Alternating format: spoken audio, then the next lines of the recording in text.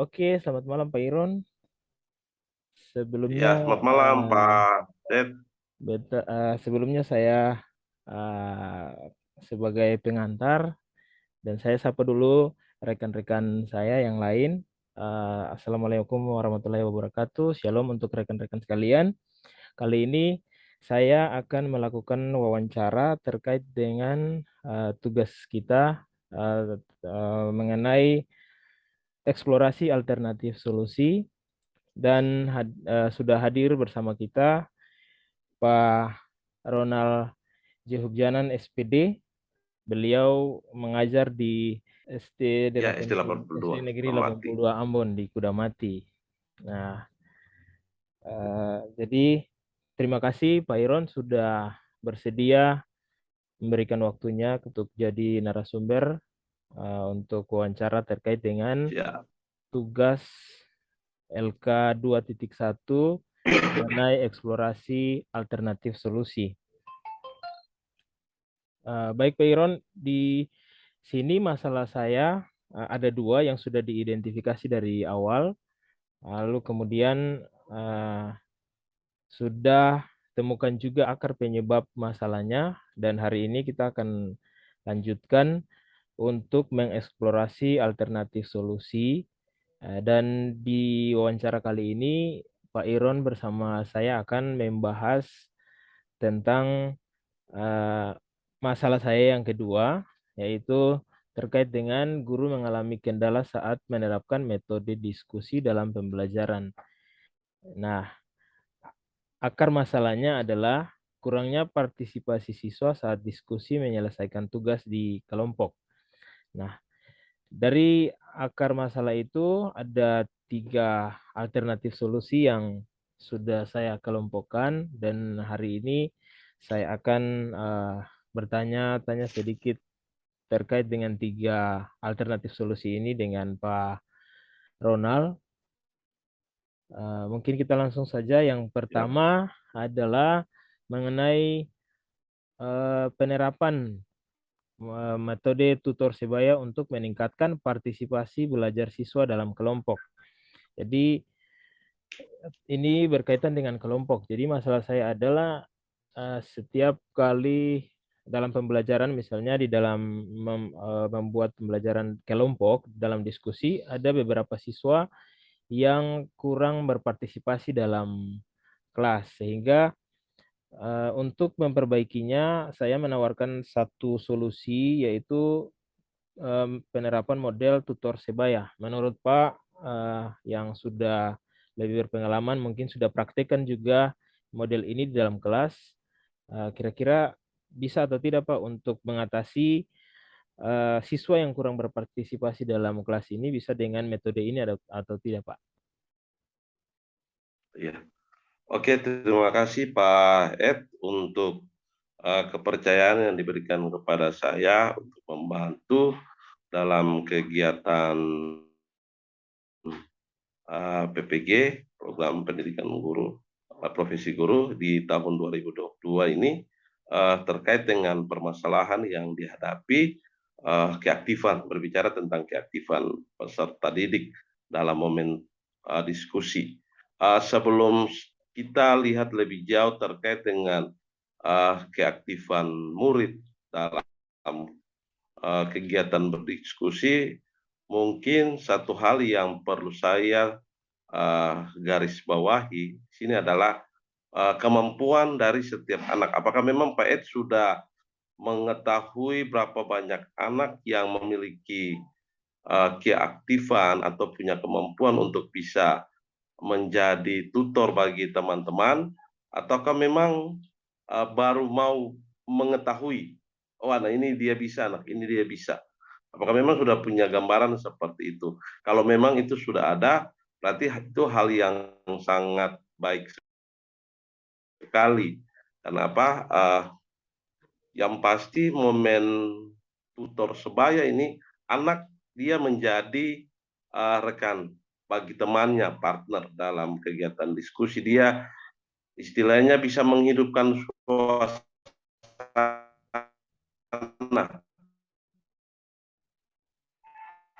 sehingga anak yang hadir dalam kelompok yang mampu untuk bisa mengarahkan teman-temannya. Dan saya rasa ini hal yang sangat baik karena apa?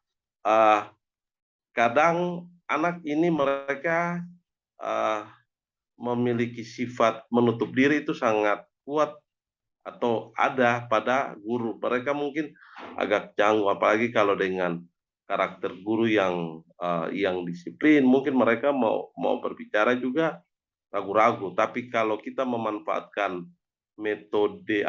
model tutur sebaya dalam pembelajaran, saya rasa ini satu hal yang menarik sehingga mereka bisa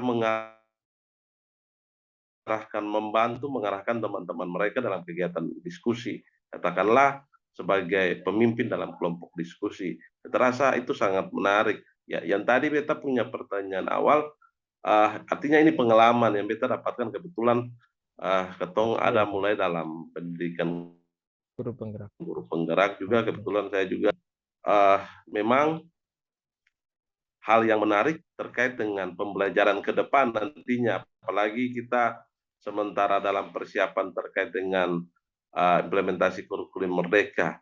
Salah satu hal yang menarik sebelum kita ada dalam proses-proses belajar, kita harus bisa memetakan potensi anak, kemampuan anak, baik dari minat, bakat, kemampuan yang dia miliki, sehingga kalau hal itu dipakai model tutor sebaya ini dipakai, maka beta rasa bisa menjawab uh, apa yang menjadi masalah Pak Ed sendiri terkait dengan keaktifan anak-anak.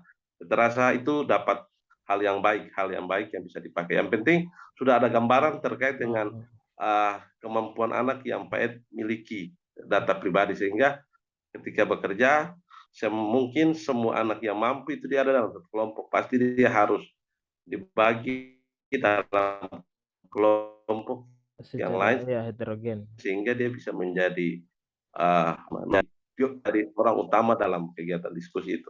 Mungkin itu Pak terkait dengan apa yang dipertanyakan. Oke, Pak. Terima kasih, Pak Iron. Berarti saya menyimpulkan bahwa sebelum kita melakukan model atau menerapkan model pembelajaran tutor sebaya ini, yang harus kita lakukan adalah identifikasi kemampuan siswa terlebih dahulu. Begitu ya, Pak ya? Ya, artinya bukan hanya pada tutor sebaya. Artinya ke depan ini uh, kita sebagai guru dalam proses pembelajaran, apalagi nanti kita akan masuk juga dalam penggunaan pembelajaran berdiferensiasi. Iya. Oh, Kita melakukan pembelajaran dengan melihat potensi anak, sehingga uh, pendataan awal atau yang dibilang dengan asesmen kemampuan anak itu iya, paling tidak sudah ada punya catatan dalam diri guru, sehingga iya, dalam proses-proses model apapun yang nanti akan dipakai ketika sudah memiliki pemetaan kemampuan anak maka akan memudahkan, apalagi kalau kita menggunakan sistem tutor sebaya, seorang anak dia menjadi pendamping bagi teman-teman yang lain di kelompok atau katakanlah dalam kelas secara keseluruhan, maka yang tadi itu pemetaan kemampuan itu perlu kita miliki supaya kita katakanlah diagnosa yang kita miliki nantinya dapat kita selesaikan sesuai pas dengan jenis uh, kelemahan keterbatasan yang dimiliki oleh anak-anak dalam setiap aktivitas mereka. Mungkin itu Pak. oke, Pak. Berarti bisa dikatakan bahwa keberhasilan penerapan model tutor sebaya ini eh, bisa saja tergantung pada eh, kemampuan siswa di dalam kelas. Artinya eh, pemetaan kemampuan siswa di dalam kelas terlebih dahulu ya untuk melaksanakan. Berarti eh, bisa dikatakan kelebihannya karena itu sebuah model yang sangat eh, meningkatkan partisipasi siswa di dalam kelompok untuk menyelesaikan tugas, tapi bisa juga menjadi sebuah kekurangan jika di dalam kelompok itu kita karena sebelumnya kita belum memetakan siswa dengan baik, akhirnya pada penetapan siswa dalam kelompok juga tidak benar, misalnya yang kemampuan eh, rendah di kelompok dalam satu kelompok, kemudian yang tinggi dalam satu kelompok, itu juga akan menjadi hambatan untuk metode pembelajaran ini ya Pak ya. Iya, yang pasti ketika katakanlah kita tidak memiliki data yang valid terkait dengan kemampuan anak mana yang dia mampu untuk bisa berbicara, anak mana yang dia mampu untuk bisa menangkap semua masukan dari teman untuk dicatat sebagai hasil diskusi. Kan katakanlah kalau kita tidak tahu lalu hanya menggunakan sistemnya uh, penomoran untuk menentukan anggota kelompok, Iya. yang pasti katakanlah dalam sistem itu ketika semua anak yang memiliki kemampuan tanpa sadar dia berada dalam suatu kelompok, maka pasti akan berpengaruh kepada kelompok-kelompok yang lain apabila tidak ada anak yang mampu untuk bisa memainkan peran sebagai pemimpin, memainkan peran sebagai pendamping bagi teman-temannya dalam momen diskusi. Karena apa? Yang pasti ya, kalau susah bisa bicara sudah dong aku nggak paling Iya, ini iya tuh mau betul bikin Pak Irma. bagaimana, Iya, ya toh, dan juga akan iya, blank, akan bingung. Nah, tapi kalau ada teman-teman yang terlibat di dalamnya, itu mungkin nanti kalau kita lihat di salah satu model lagi jigsaw itu kan ada tim Hmm. ahli kan yang disiapkan. Nah, dari tim-tim itu kan mereka diambil, dicopot untuk bekerja dan akhirnya bisa mentransferkan ke teman-teman.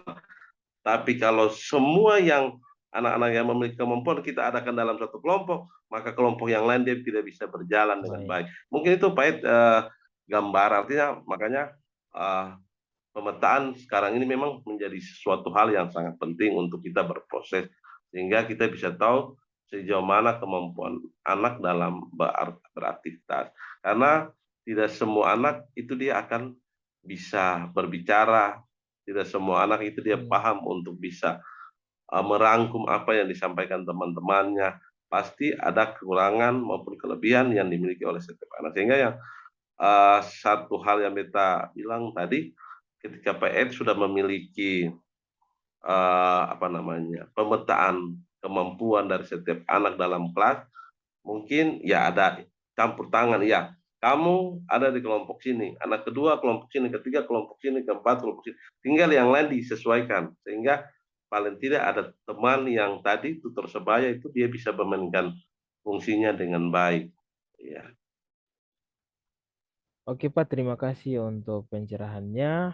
Kemudian tadi sudah Pak singgung tentang penomoran ya, berarti kita langsung pindah saja ke eh, alternatif solusi yang kedua, yaitu tentang model number head together ya. Itu juga, jadi nanti di tiga alternatif solusi ini kita coba bincangkan sehingga nanti saya akan bisa mendapat satu alternatif solusinya untuk bisa saya gunakan untuk menyelesaikan masalah terkait dengan partisipasi siswa dalam kelompok. Jadi mungkin Bapak bisa cerita sedikit tentang penomoran pada setiap siswa ini dalam kelompok itu kira-kira manfaatnya bagaimana Pak? iya,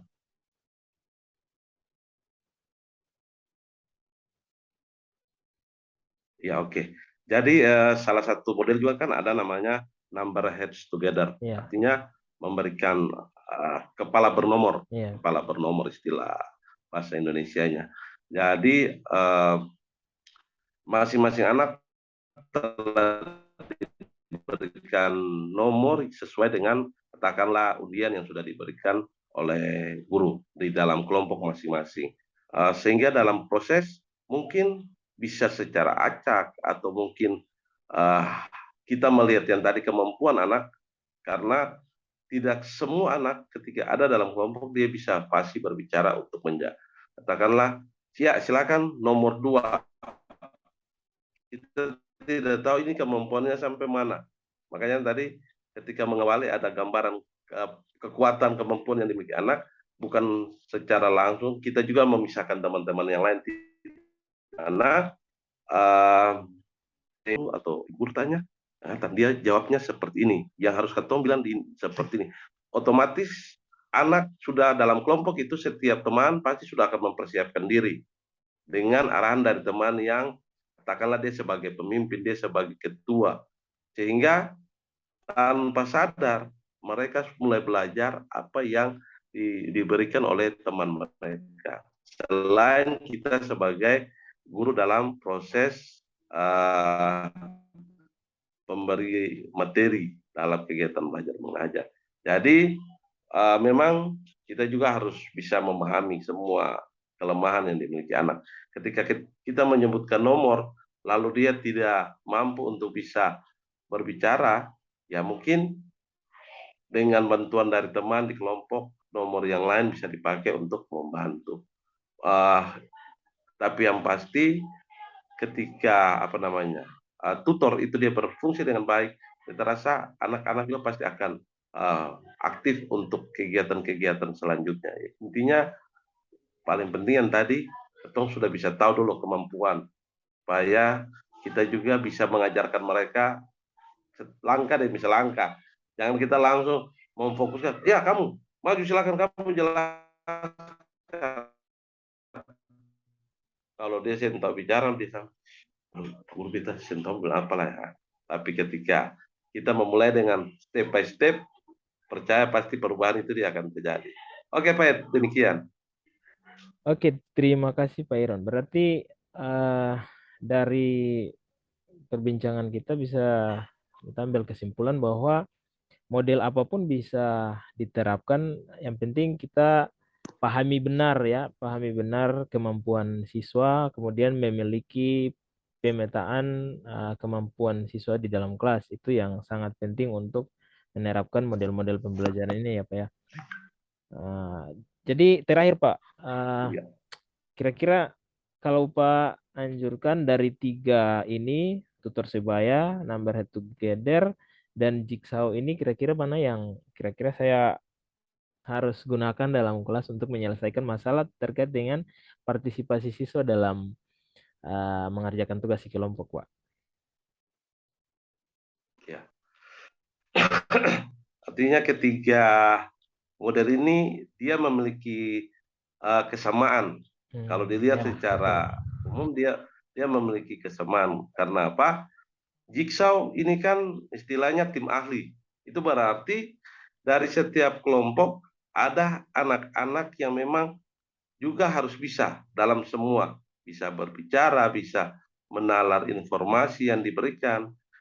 Dalam NHT, Number Heads Together, ada anak juga yang harus demikian, walaupun memang ada anak yang tidak bisa sama sekali. Dalam tutor sebaya juga demikian. Ada anak yang menjadi katakanlah tim paling orang utama dalam kegiatan pembelajaran. Jadi kalau menurut saya katakanlah karena kita baru memulai, ini kan baru memulai tahun pelajaran nih, baru 1 bulan baru mau lewat. Mungkin mengawal ini Pak Ed bisa menggunakan model tutor sebaya dengan anak-anak dalam kegiatan diskusi. Tinggal diarahkan bagi anak-anak yang memiliki kemampuan, dia harus bisa menerapkan, membantu teman-temannya dengan kelebihan yang dia miliki. Dia harus menjadi dia menjadi roh dari kelompok itu. Dia menjadi leader, pemimpin. Tapi dia juga harus diingatkan untuk bisa bekerja sama dalam kelompok. Kalau sekarang ini kan ada satu hal yang baru juga dalam pendidikan, yaitu profil pelajar Pancasila. Ketika bekerja kelompok ini kan salah satu nilai adalah gotong royong dan berkebinekaan global. Iya. Apakah ketika dia bekerja nanti dalam kelompok, dia pentingkan dia sendiri kah? Dia menghargai teman lain lah. Ini kan yang kita harus Oh, juga menanamkan nilai-nilai ini, oke, Pak. profil pelajar Pancasila ini, Hmm. sehingga mereka bisa saling menghargai. Yang mampu dia bisa menghargai kelemahan dari teman yang tidak mampu. Dia harus melihat semua teman yang ada itu adalah bagian juga yang dari dirinya yang perlu dia bantu untuk bisa mengatasi masalah. Sehingga kalau beta, kalau jigsaw memang agak sedikit sedikit hampir mirip lah. Intinya Hmm. tiga hal ini, tiga model Tiga ini, model ini. NHT, number head together, jigsaw dan tutor sebaya, memiliki jiwa yang sama. Oke. Tinggal bagaimana Pak Ed bisa mengarahkan anak-anak yang jadi panduan untuk teman-temannya, itu dia bisa memainkan peran itu dengan melihat dua nilai profil pelajar Pancasila tadi, berkebinekaan global sama bergotong royong. Jangan sampai ketika ada dalam kelompok dia lebih menjadi pribadi yang menunjukkan uh, kepintaran yang dia punya, lebih mengedepankan ABT ini yang bisa BT atau boleh anak menjadi anak yang kreatif, yang boleh, tapi paling tidak juga nilai yang lain itu juga harus bisa dilihat. Iya. Mungkin itu saran saya Pak Ed, kalau memang NHT Jigsaw mungkin bisa dalam katakanlah 2 bulan ke depan, ketika Pak Ed sudah bisa mengetahui kemampuan anak-anak dalam kelas, lalu anak-anak mulai bisa menyesuaikan kemampuan mereka, ya itu bisa dipakai. Tapi mengawali mungkin bisa digunakan saja tutor sebaya, sehingga anak-anak juga belajar dari teman, mereka tidak canggung untuk bertanya. Kan mereka akan membuka dengan sesama teman, ih tadi akan kerjanya bagaimana? Iya. Tolong bantu dulu, pandu beta dong. Nah, dengan demikian kan kolaborasi itu kan dia bisa berjalan dengan baik. Tapi kalau misalnya kita yang masuk kadang-kadang, aduh, kita mau bilang nanti guru malah salah, nanti dapat Iya. marah, lah Betul. diam-diam. Nah, akhirnya menutup di rasa rasa bindernya akan muncul, dan mungkin mereka kan menutup diri untuk berpartisipasi dalam kegiatan di kelompok. Mungkin itu Pak yang saran saya kembalikan kalau memang itu bisa Baik. dipakai mengawali mengawali pembelajaran ini. Baik, terima kasih banyak Pak. Mungkin tiga ini yang kita sudah bahas, saya sudah banyak sekali mendapat pencerahan dari Pak Iron, banyak sekali ilmu, banyak sekali saran yang saya dapat dari Pak Iron. Sekali lagi, terima kasih banyak Pak Iron, tetap berkarya, Sama-sama, menjadi berkat sama-sama. untuk orang lain, terutama di bidang pendidikan. Terus maju Pak Iron. Siap, Semoga siap. Ucapan yang sehat sama juga buat selalu Pak. dan bisa Amin, menjadi amin. berkat ke depannya, Pak. Oke, demikian Pak Iron. Oke. Selamat malam. Siap, terima Shalom, kasih. Pak Iron. Selamat malam, Pak. Shalom. Oke. Oke. Oke, rekan-rekan sekalian, demikian wawancara saya bersama Pak Ronald Jehub Janan. Semoga wawancara saya dan Pak Ronald ini bisa bermanfaat juga untuk teman-teman sekalian. Nah, Siap. tentu di sini banyak ilmu, banyak pengalaman yang sudah dibagikan. Semoga teman-teman juga mendapat manfaat dari wawancara yang saya lakukan ini. Selamat malam. Assalamualaikum warahmatullahi wabarakatuh. Shalom. Oke, Sampai selamat malam. jumpa, Shalom. Pak Iron.